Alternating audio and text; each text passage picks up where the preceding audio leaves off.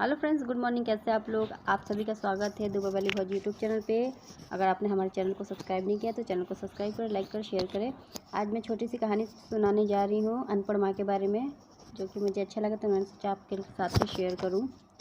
तो ये कहानी मिडिल क्लास फैमिली की है। एक लड़का 10वीं क्लास में पास हुआ अच्छे नंबरों से, 90% उसका आया था 10th क्लास में। तो खुशी के मारे अपने पापा से बताया, पापा पापा मैं पास हो गया, मेरे इतने अंक आए हैं। तो माँ होती है, तो माँ भी दौड़ के आई, बोली कि मुझे भी दिखाइए मेरे लाडले ने कितना नंबर पाया है, क्या पाया, कैसे पाया।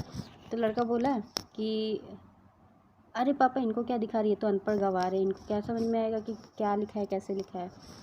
तो माँ चली गई अंदर रसोई में कुछ मीठा बनाने के लिए, अपने आँख को पोंछते हुए चली गई कि मेरा बेटा पास हुआ है, तो मीठा बनाने के लिए चली गई, दलिया।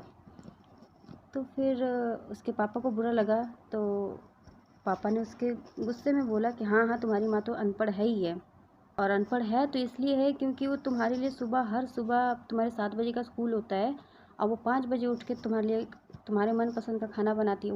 वो अनपढ़ तो है।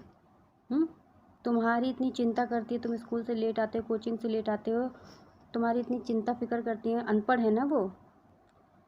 उनको दूध पीना पसंद नहीं था, लेकिन तुम उनके गर्भवती में थे तो वो 9 महीने तक दूध पीती रहीं ताकि तुम्हें किसी चीज़ की दिक्कत ना हो, तुम्हारे अंदर कोई प्रॉब्लम ना हो।